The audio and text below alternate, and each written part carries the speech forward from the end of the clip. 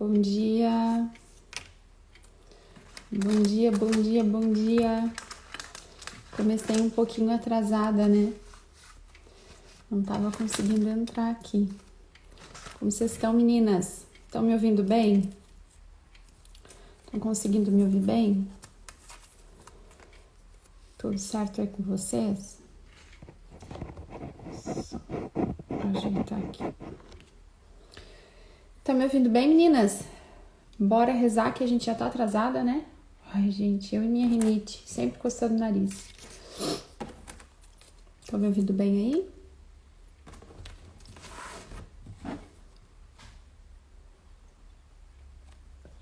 Sim, Letícia, então bora rezar, meu povo. Pedir a graça de Deus sobre a nossa vida, sobre o tempo que nós estamos vivendo. Pelo sinal da Santa Cruz, livrai-nos Deus nosso Senhor dos nossos inimigos, em nome do Pai, do Filho e do Espírito Santo. Amém. Senhor Jesus, muito obrigado pelo dom da nossa vida, Senhor. Obrigada, Jesus, porque nós estamos vivas. Obrigada, Senhor, por esse dia para lutar, por esse dia para servir, por esse dia para amar, por esse dia para rezar, Senhor, para servir aos nossos. Nós somos gratas, Senhor, por este dia. Muito obrigada, Senhor. Nós pedimos, Senhor, a graça do Teu preciosíssimo sangue sobre nós. Cobre-nos com Teu preciosíssimo sangue, Senhor. Vai penetrando, Senhor, todo o nosso corpo, a nossa mente, o nosso coração. Lava com Teu sangue a nossa casa, Senhor, todos os ambientes da nossa casa. Os carros, as motos, Senhor, os meios de transporte que nós vamos utilizar no dia de hoje. Vai trazendo a Tua proteção, nos livrando de acidentes, nos livrando dos perigos, Senhor. Cobre com Teu sangue todas as estradas e ruas que nós vamos andar no dia de hoje, nós e nossos familiares, aqueles que nós amamos. Cobre com Teu sangue, Senhor, nosso ambiente de trabalho, as ferramentas de trabalho. Cobre com Teu sangue, Senhor, todas as fontes de providência da nossa vida. Esconde dentro do Teu sangue, Senhor, nós te pedimos todas as situações complicadas da nossa vida, Senhor, as nossas fragilidades, as fragilidades dos nossos, Senhor.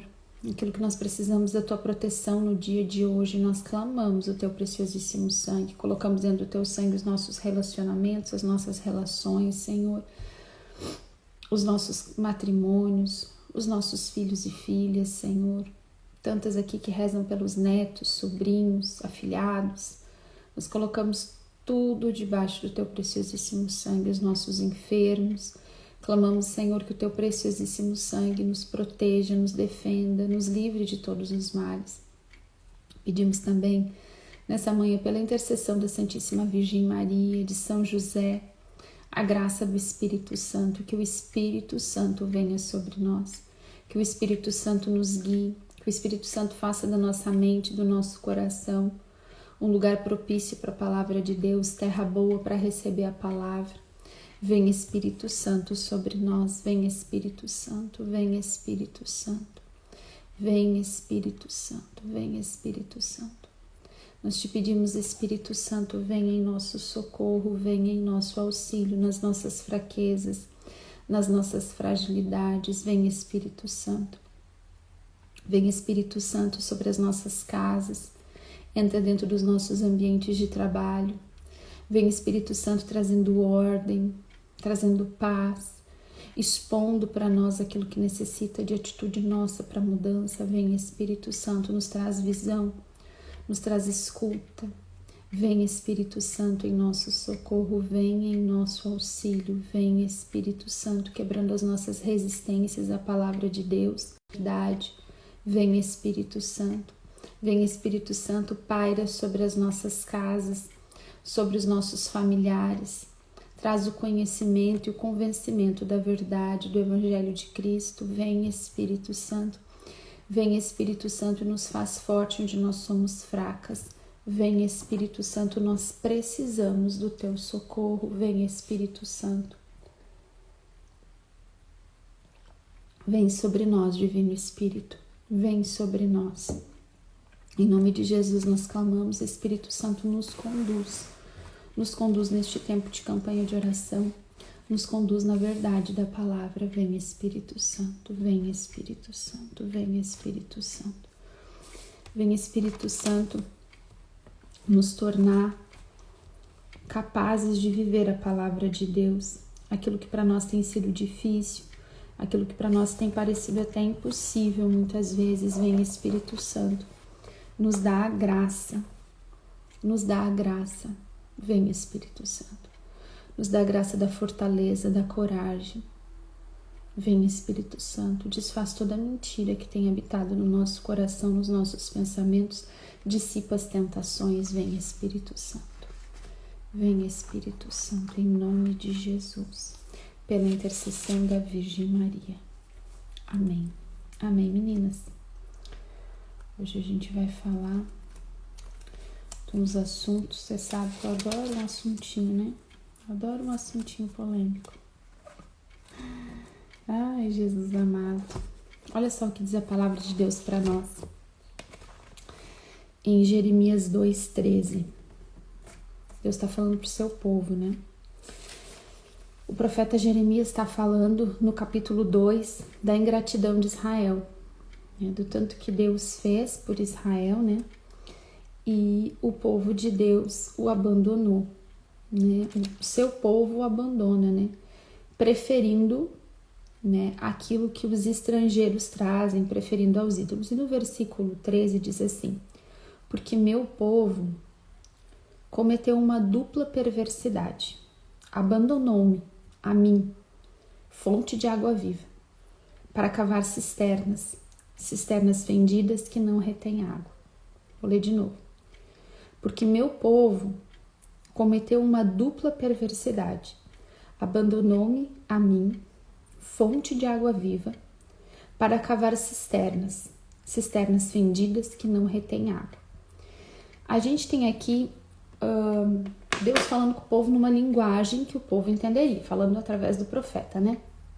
A gente sabe onde o povo de Deus vivia, qual é a região e a necessidade de reter água até da chuva, por isso a cisterna, né? Então a gente tem fonte, onde era uma água que vinha, uma água viva, uma água pura, uma água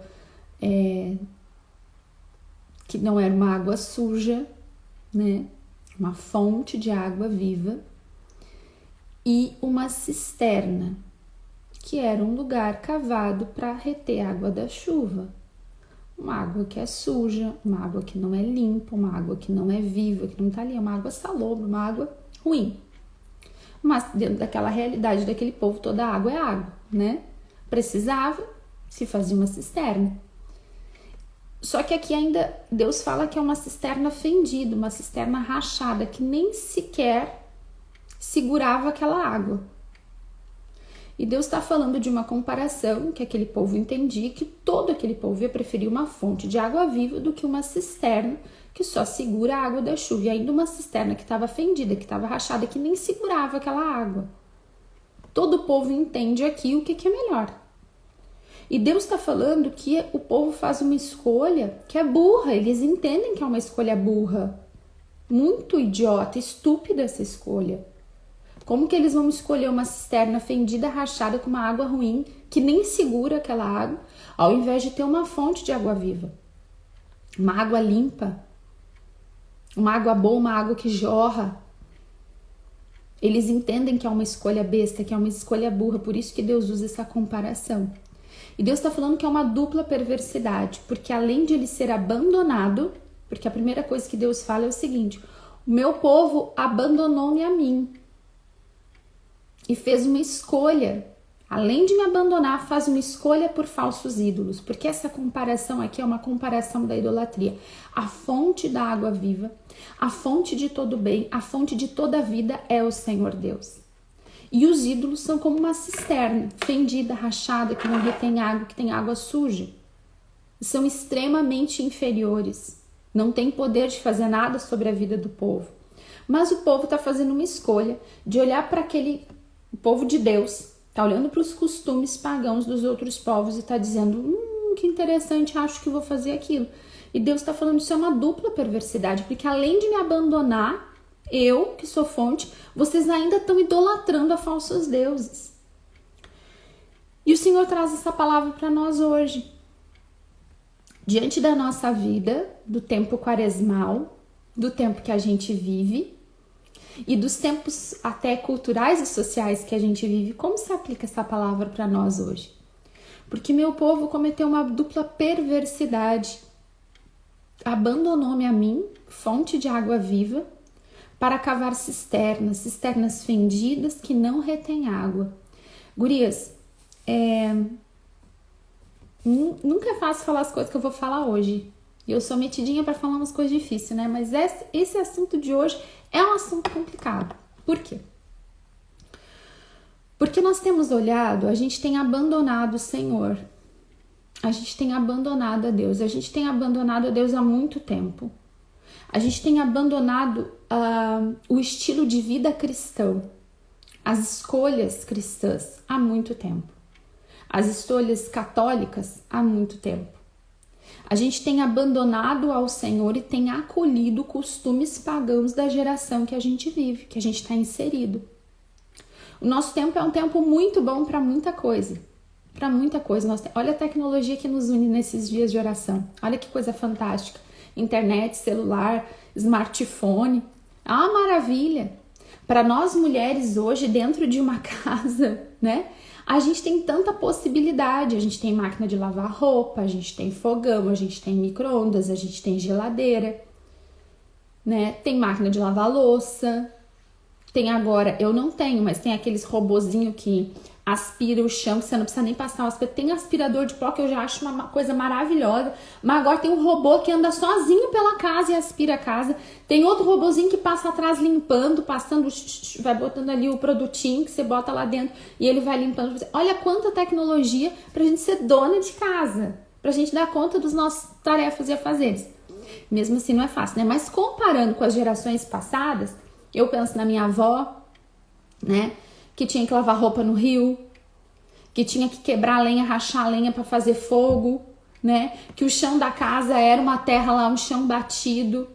Gente, a gente vive muito bem hoje em dia. A gente tem um estilo de vida maravilhoso. Tem muita coisa muito boa que a gente vive hoje.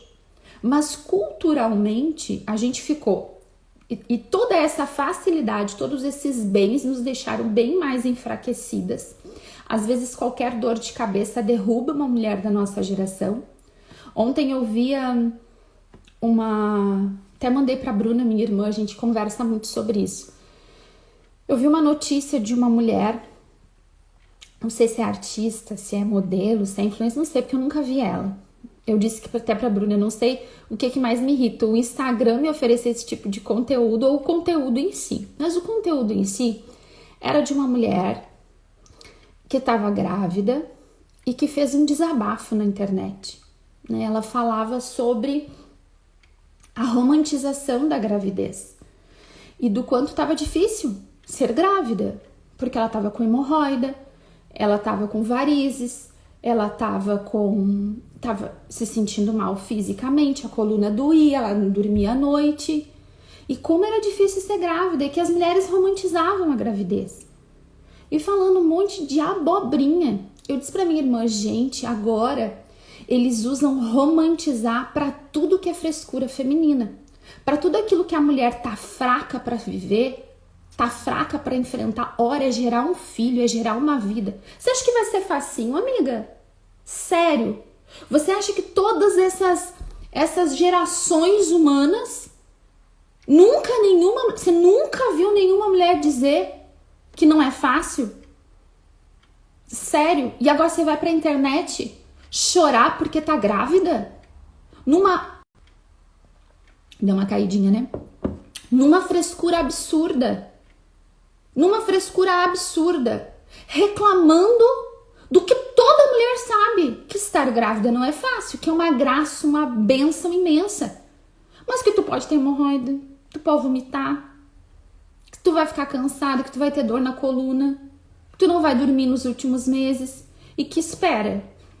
Querida, tu ainda nem passou pelo puerpério.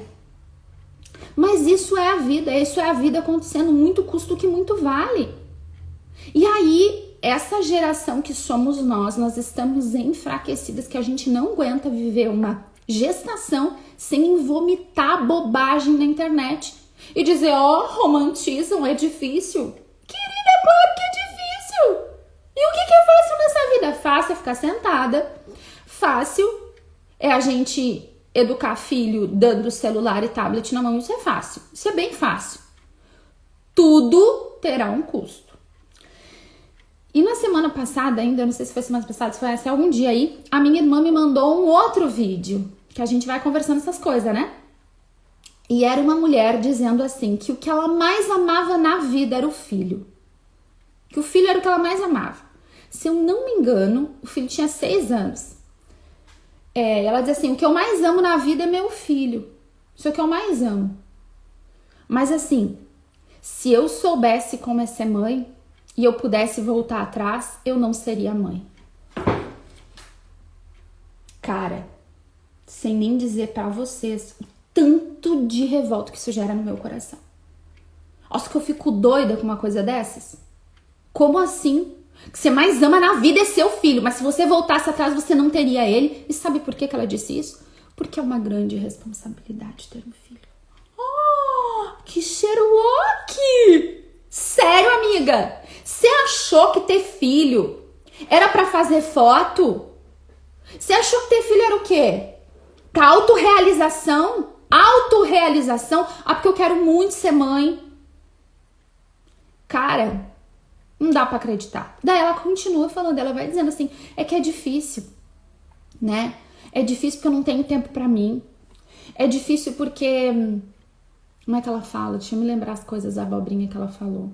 Sabe? E como se fosse uma dor legítima. Gurias, isso não é uma dor legítima. Isso não é. Isso não é uma dor legítima. Isso não é uma dor legítima. Isso é cisterna fendida e rachada.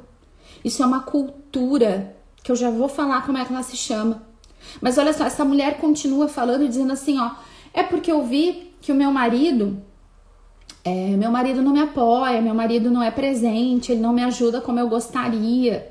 Eu queria que ele cuidasse mais. Ela conta que um dia a criança estava doente, ela tinha um familiar doente também no hospital, e o marido diz assim, tô saindo para um churrasco e sai, né? E ela inveja aquela posição do marido e pensa, olha onde é que eu fui me meter, por que eu fui ter esse filho, né?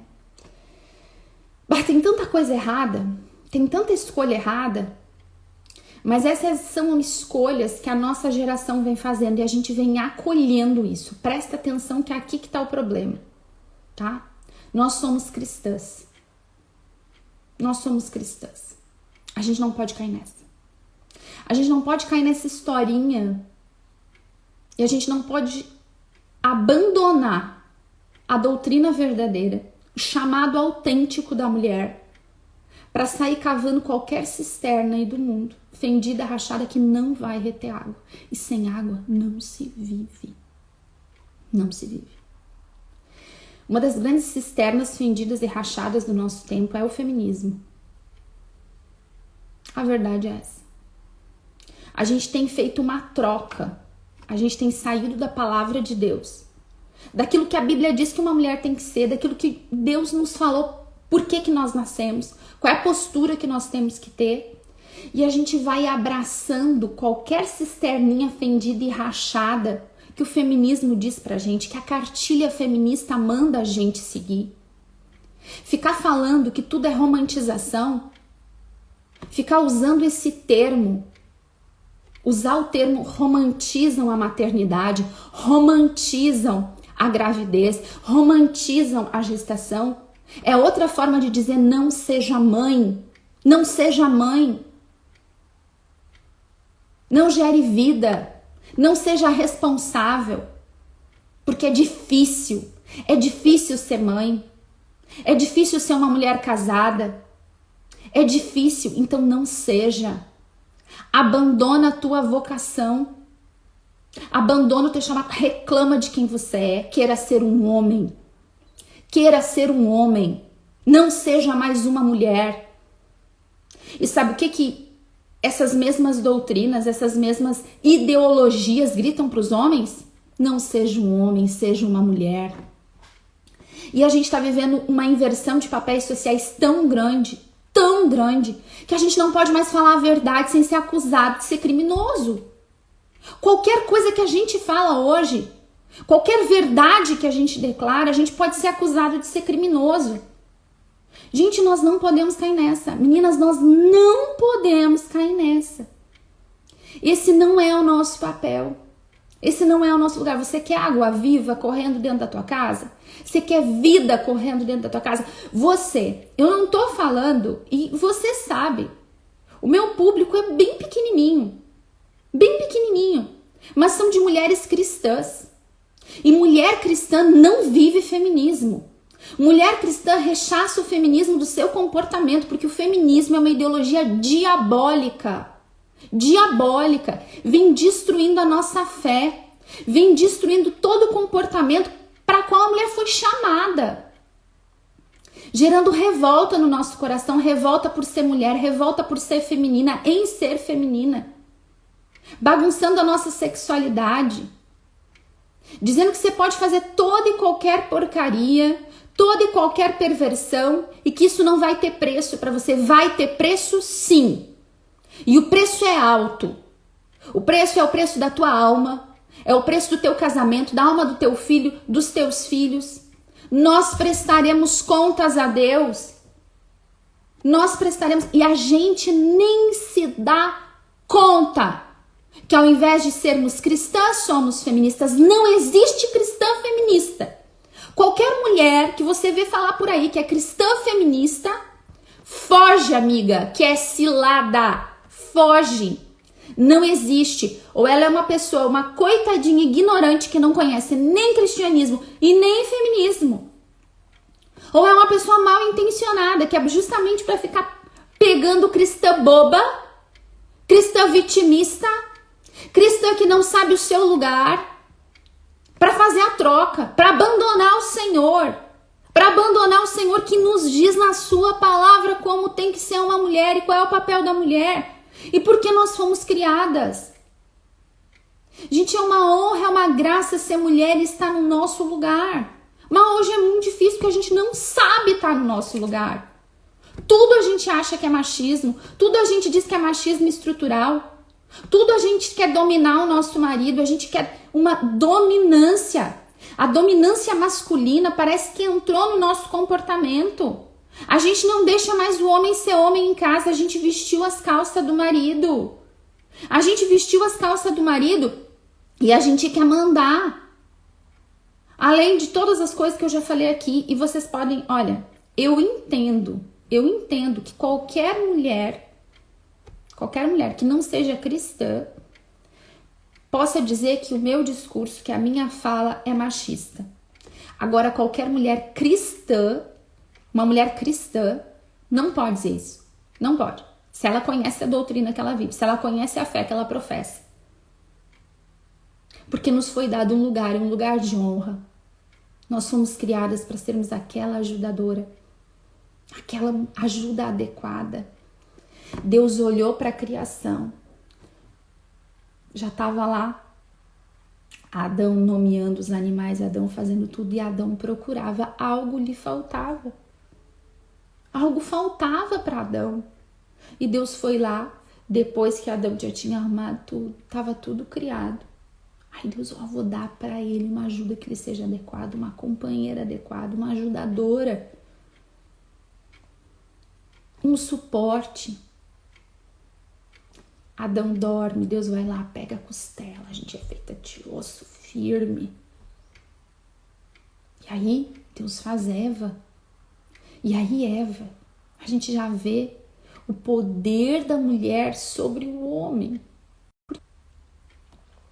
Eva chega lá, o próprio Deus tinha dito para Adão fazer de um jeito. Eva lá chega e diz para fazer de outro, Adão vai atrás da mulher. Olha o poder e a capacidade de influência que Deus deu para nós. Tanto é que a sociedade está um caos porque nós saímos do nosso lugar. Muito foi porque nós saímos do nosso lugar. É porque a gente não cumpre mais o nosso papel de ajudadora. Entenda uma coisa. A palavra de Deus, ela não é machista e nem feminista. Esses são termos que nós criamos. Isso é coisa que a gente inventou. A gente tem que parar de usar esses termos e começar a olhar para a palavra de Deus. O que a palavra diz a meu respeito? O que a palavra de Deus diz a meu respeito? Olha quantas mulheres a palavra conta que foram verdadeiras heroínas do seu tempo, que salvaram o povo inteiro. Muitas histórias magníficas. Olha o chamado da Virgem Maria. Tantas mulheres no Evangelho que encontraram com Jesus. A Bíblia não é machista e também não é feminista. Esses são termos que nós inventamos. A gente precisa olhar para a palavra de Deus e escolher aquele comportamento que vai de acordo com a palavra de Deus. E sabe, gurias, isso se faz lendo a palavra, isso se faz buscando o verdadeiro conhecimento na fonte certa e fazendo escolhas. Eu vou ler um trechinho da palavra de Deus, se vocês quiserem ir comigo lá em Esther capítulo 1. A gente tem todo o livro de Esther, um livro fantástico, né? Mas começa com uma história, né, de como Esther vai se tornar rainha. Então é antes de Esther ser rainha. Aqui conta sobre o banquete de Assuero. Diz assim: eis o que aconteceu no tempo de Assuero, que reinou desde a Índia até a Etiópia, sobre 127 províncias. Ele era um grande rei, conquistador. Naqueles dias em que ocupava o trono real, que está na fortaleza de Susa, sua capital, no 3º ano de seu reinado, deu um banquete a todos os cortesãos e servos. Escuta essa história. Tinha reunido em sua presença os chefes do exército dos persas, dos medos, os príncipes dos governadores das províncias. Para quê? Versículo 4. Para fazer manifestação da riqueza e do esplendor de seu reino, da rara magnificência de sua grandeza, durante um tempo considerável de 180 dias. Olha o tamanho da festa que esse rei deu. Ele chama todo mundo que é importante e dá uma manifestação do seu poder, da sua autoridade, da sua magnificência, e dá uma festa de 180 dias. A festa não era pequena, né? Passados esses dias, o rei deu um banquete a toda a população que se encontrava na fortaleza de Susa, desde o maior até o menor, durante 7 dias. Havia cortinas brancas de algodão e púrpura violeta, presos por cordões brancos e purpúreos, sobre anéis de prata e colunas de mármore. Havia leitos de ouro e de prata sobre um pavimento de pórfiro, de mármore branco, de nácar, e havia pedra preta. Por que a palavra de Deus vai dizendo isso aqui? Para a gente ver o tamanho da magnificência, do poder e do quanto o rei tinha a intenção de mostrar o seu poder e de que era grande. Essa é a intenção do rei. A bebida era servida em copos de ouro de variadas formas. O vinho real em abundância era oferecido por liberalidade do rei. Bebia-se sem ser importunado por ninguém, segundo uma ordem do rei, porque ele tinha recomendado a todos os chefes de sua casa que deixassem cada um proceder como lhe agradasse. Cara, ele faz uma festa imensa e ele dá tudo que o povo deseja. E diz, olha, não incomoda, deixa beber o quanto quiser. Ele tá mostrando como ele é bom, como ele é generoso, como ele é forte, como Gente, a notícia que se espalharia a respeito desse banquete, dessa festa é: olhem como aquele rei é grande. Todos os povos saberiam dessa festa e pensariam: nossa, como ele é poderoso, como ele é bom, tá? Aí no versículo 10 diz assim: no 7º dia, o rei, cujo coração estava alegre por causa do vinho. Gente, pensa tanto que esse homem já bebeu até aqui. Ele vem de 180 dias de festa, mais 7 dias agora de festa pro povo todo. Esse homem tá curtido no vinho. Ordenou a Maumã, Bazata, dele fala os 7 eunucos a serviço de Assuero, que trouxessem à sua presença a rainha Vaste com diadema real. Para quê? Para mostrar aos povos,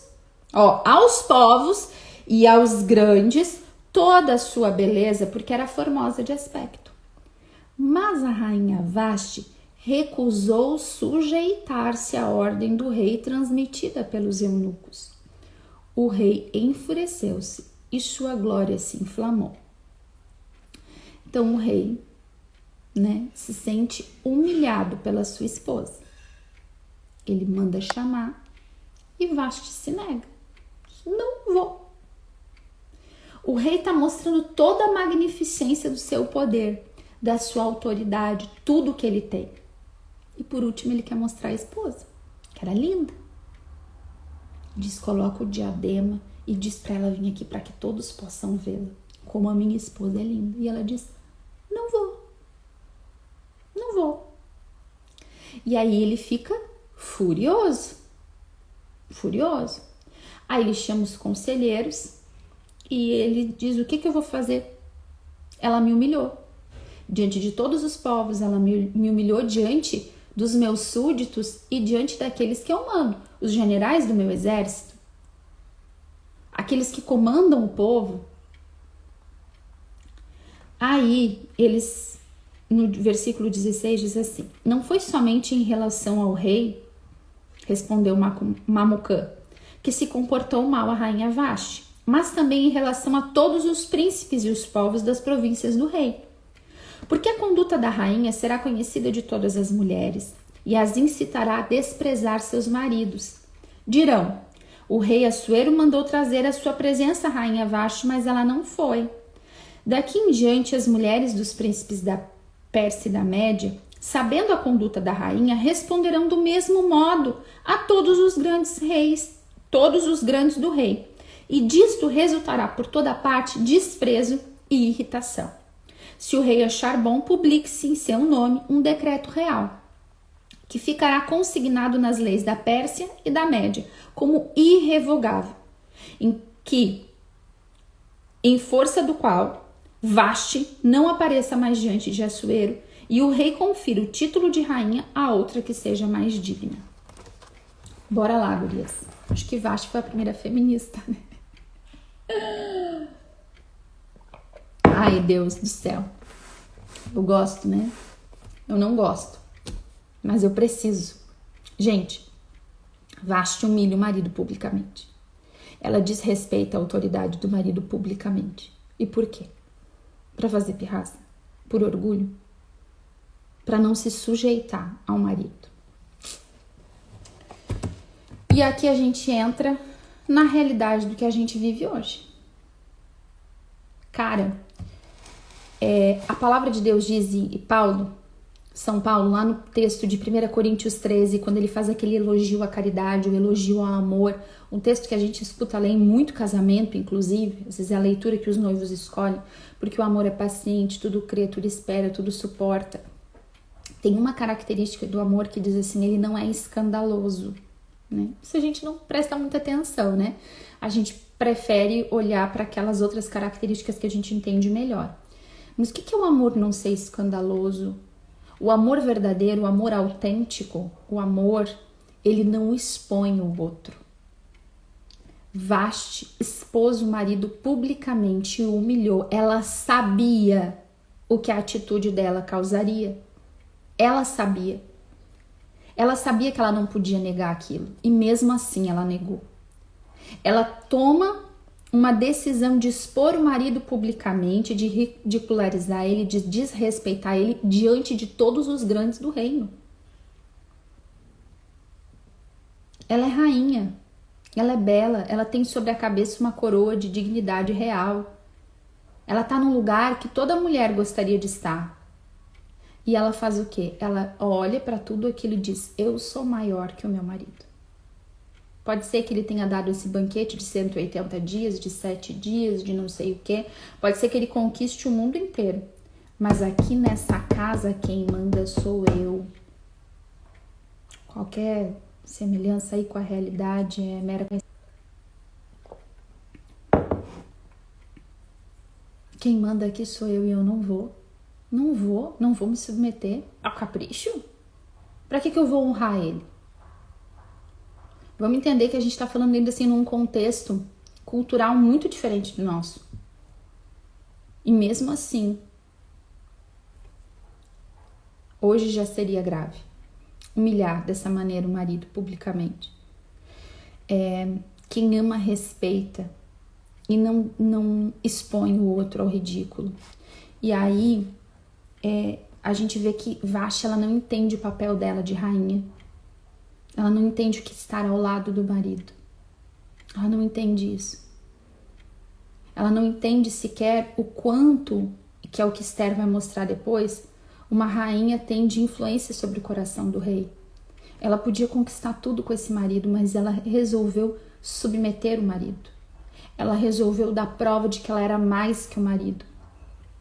Gurias, a gente não pode viver nessa disputa com o marido da gente. Se a gente quer ser feliz num relacionamento amoroso, a gente não pode entrar em disputa. A gente não pode querer estar acima. A gente não pode querer ser sempre a primeira. Não foi para isso que a gente foi chamada. A gente foi chamada para dar suporte, para conduzir o nosso marido, para conduzir a revelação, para conduzir a fé, para conduzir o humor, o quanto o humor de uma casa. Gente, ele estava feliz aqui. O coração estava alegre por causa do vinho. Ele estava faceiro, ele tinha tudo. Uma atitude da esposa mudou tudo. Uma atitude muda tudo. Esse rei continua tendo tudo que ele sempre teve. Mas aquela atitude de humilhação desgostou ele de uma maneira que tudo foi por água abaixo. Ele ficou tão perdido que ele não sabia nem como agir. Ele chama os conselhos e diz: o que eu vou fazer? Tamanha seriedade de uma posição dessas. De uma decisão dessas. Da decisão de humilhar o marido. Da decisão de submeter o marido. Esse não é o nosso lugar, gurias. Ao longo desses dias eu vou falar mais sobre o nosso lugar. Mas Vasti perde a coroa pela própria teimosia, pela escolha de querer submeter o marido. E se a gente trouxer isso para a nossa vida, cada uma de nós sabe, né, o relacionamento que tem. Às vezes a gente faz isso, às vezes a gente não faz isso publicamente, mas tem muita mulher que gosta de deixar claro que manda no marido, né? Gosta de deixar claro que é ela que manda em casa. Gosta, quando tá com amigos, com familiares, de falar palavras de humilhação para colocar o marido sempre abaixo dela, né? Quantas mulheres até não fazem isso, mas estão sempre em disputa com o marido, disputando quem ganha mais, disputando quem manda mais, disputando quem é melhor. Sempre em disputa. E assim, gurias, se a gente quer que algo mude no nosso marido, a gente começa mudando no nosso comportamento. A verdade é essa. O marido, ele tende a mudar quando a esposa muda. Se tem coisas no nosso casamento que não andam bem, a gente tem que olhar primeiro para nós mesmos. E às vezes a gente não tá tomando essas atitudes, sabe? Tão claras. Tem muita mulher que toma. E a gente tem que olhar se a gente não tá tomando, se a gente não faz brincadeira, piada que expõe o marido, né? Se a gente não entra nessas disputas. Uma outra coisa é muito comum entre as mulheres, é a gente se reunir, tá com amigas, tá com familiares e falar mal do marido. A gente não pode falar mal do marido da gente, gurias. Imagina o oposto. Imagina o teu marido reunido com os amigos dele, expondo os teus defeitos mais íntimos. O que tu acha? Como é que era? Imagina o teu marido indo para a família dele, se reunindo com as pessoas da família dele, falando mal de ti, expondo os teus defeitos. A gente vai dizer: é diferente. Não é diferente. O amor não é escandaloso, ele não expõe, ele não humilha, ele não ridiculariza. Como a gente vai chamar de amor? Como a gente vai chamar de amor esse tipo de comportamento? Quando a gente faz fofoca do próprio marido, nós escolhemos o nosso marido. Nós escolhemos. A escolha foi nossa. Aí você vai dizer: mas eu estava enganada, mas isso, mas aquilo. Não. Nós fizemos uma escolha. A maioria de nós aqui, das minhas seguidoras, foi diante de Deus e prometeu para Deus e prometeu para aquele homem que ia ficar com ele pro resto da vida. E agora, esse homem que a gente prometeu ficar pro resto da vida, que a gente prometeu e jurou fidelidade, que a gente prometeu amor, fidelidade, tá do lado até o fim, a gente vai ir para diante das pessoas e vai expor os defeitos? Vai ficar apontando onde ele não é bom? Colocando lupa naquilo que a gente devia esconder? Quando a gente ama alguém, a gente esconde o defeito daquela pessoa dos outros. A gente expõe as qualidades. Não é assim que a gente faz com os nossos filhos? Tem muita mulher que, Deus me livre, que fale mal dos meus filhos. Mexeu com meu filho, mexeu comigo. Não aceita que a professora diga, ó, fulaninho tá fazendo isso. Não, meu filho não. Quando é pra falar do marido, se bobear, prepara uma lista mental que é pra não esquecer nada quando estiver reunida com aquelas amigas lá. Não é assim, minhas amadas. Talvez você não seja assim, né? O recado seja pra outra mulher que tá assistindo a live. Mas olha só, isso destrói o nosso casamento. Esse tipo de comportamento destrói a nossa relação. E destrói dentro da gente mesma primeiro. Destrói dentro da gente. E aí a gente vai fazendo essa troca de tudo que Deus nos manda por tudo que o mundo nos oferece. E a cisterna fendida, rachada, que não retém água, sem água não há vida. A gente perde a coroa da unção, da escolha, do chamado. Vasti perde a coroa por ser teimosa, por escolher dominar o marido, pisar no marido, expor o marido. Gurias, isso não é brincadeira. Quanto caos existe no nosso lar, porque quando um casamento não anda bem, nada anda bem na família. Se a relação conjugal anda bem, a gente dá conta de qualquer coisa. Então, primeiro a relação conjugal tem que estar boa. Homem e mulher tem que estar fortalecidos, juntos, lado a lado, cada um no seu posto, cada um no seu lugar, um ajudando o outro, sem disputa, sem briga. Se isso não tá bem, nada vai bem. A gente precisa olhar para isso. Agora, tem desordem? Eu começo olhando para mim. Eu olho para as minhas próprias atitudes. É muito fácil, e Jesus diz que essa é a nossa tendência, é muito fácil olhar o erro no outro.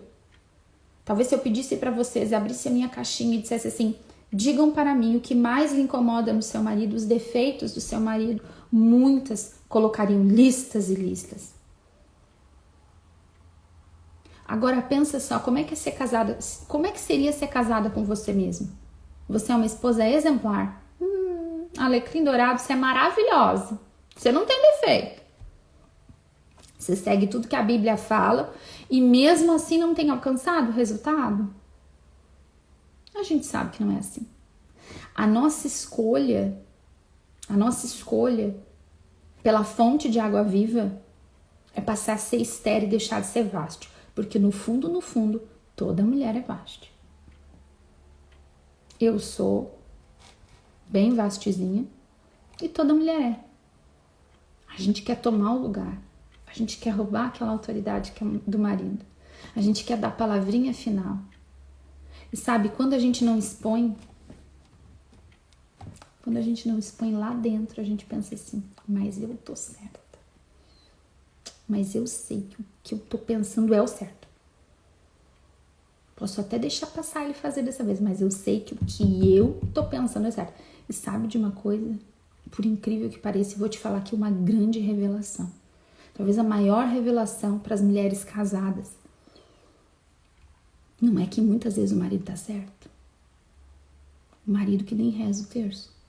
O marido que nem vai na missa. O marido que nem confessa direito. O marido que não reza rosário não vai em vigília. E é ele que tá certo? Ou humilhação.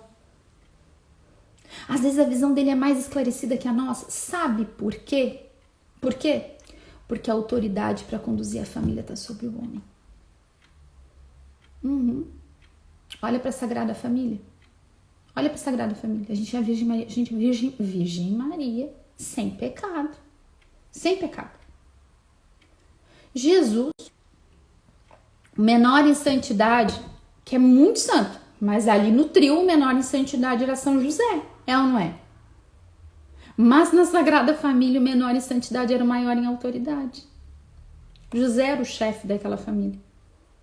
Não foi produção solo. Tinha uma figura paterna. Deus escolheu José.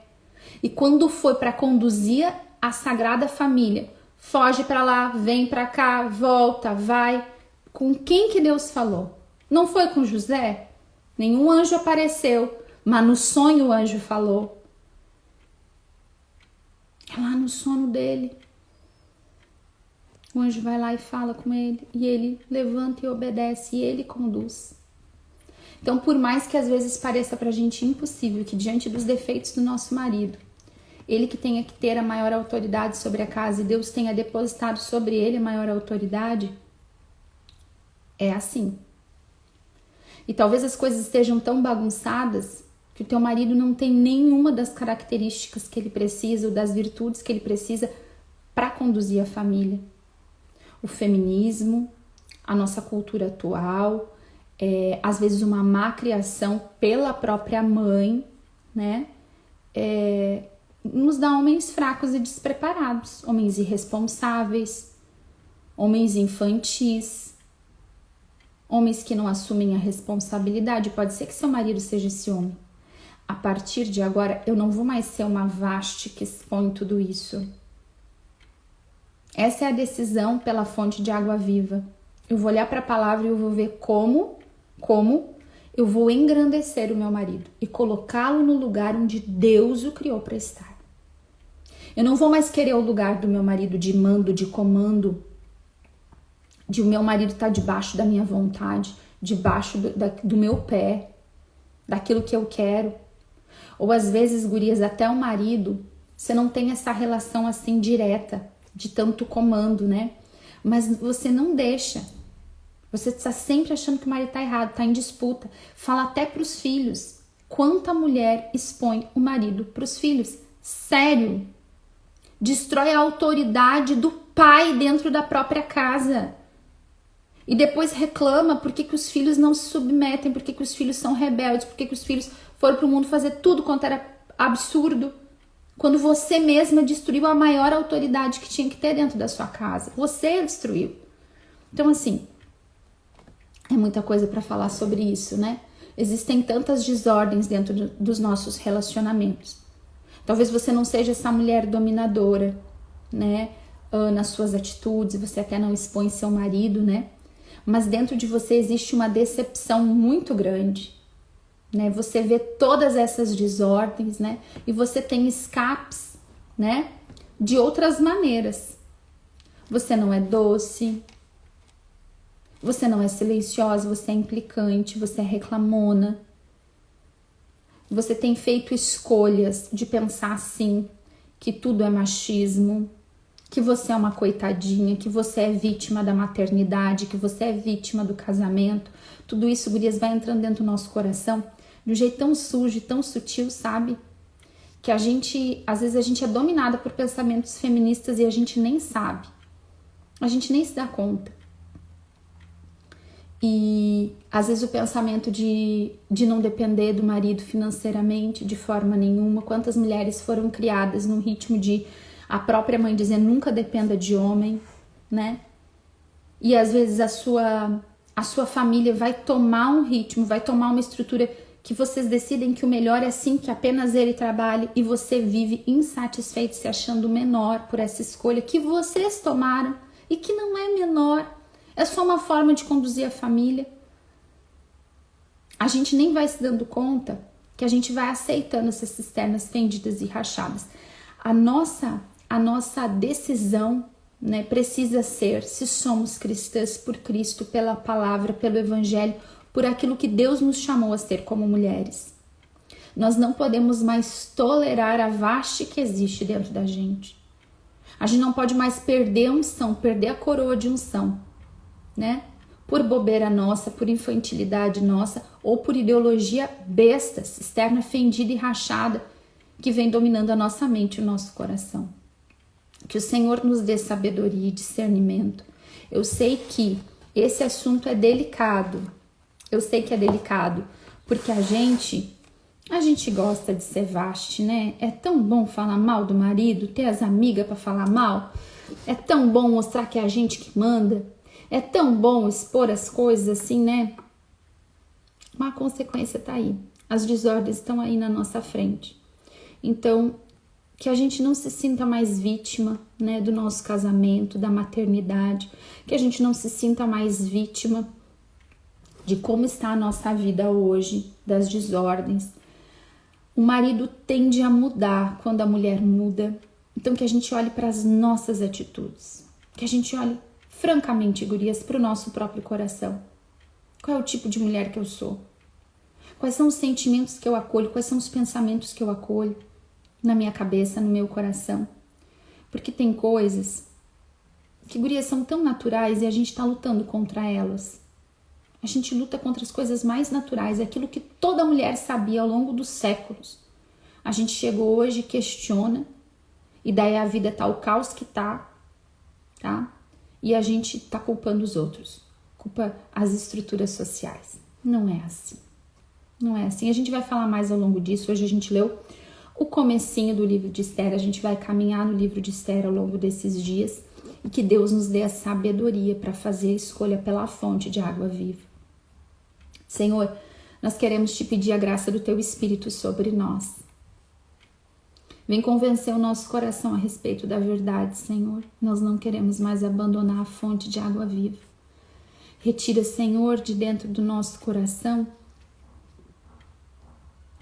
da nossa mente, todas essas ideologias. Senhor, vai nos mostrando onde é que está escondido no nosso comportamento. Senhor, nos traz revelação. Onde a gente tem sido dominado por esses pensamentos, por esses comportamentos. Senhor, restaura dentro dos nossos lares. Restaura, Senhor. Restaura a autoridade dos nossos maridos, a visão deles, para que eles assumam o lugar que eles têm que assumir. E restaura também o nosso papel. Senhor, nos dá a clareza, Senhor, do que é ser uma mulher segundo a Tua palavra. Nós queremos optar e escolher, Senhor, a Ti. Nós não queremos Te abandonar. Nem abandonar, Senhor, a fonte de água viva. Nos dá essa graça, Senhor. Amplia a nossa visão e nosso entendimento. Nós te pedimos pela intercessão da Virgem Maria de São José, pelo poder do Teu Espírito Santo. Amém. Em nome do Pai, do Filho e do Espírito Santo. Amém, minhas lindas! Que Deus nos conceda a graça de entender tudo isso. Acho que essa live não enviem para as amigas. Ai, meu Deus do céu, que tempos difíceis que nós vivemos, né? Pode enviar para as amigas, sim. Nós vamos continuar essa semana falando sobre o papel da mulher, né? Não sei se só essa semana que vem, você sabe que quem manda é o Espírito Santo, mas a gente vai amanhã continuar no livro de Esther. A gente precisa deixar de ser vasto, a gente precisa conhecer como é que é o comportamento de Esther, tá bom, minhas lindas? Deus abençoe vocês e até amanhã às 7. Um ótimo dia.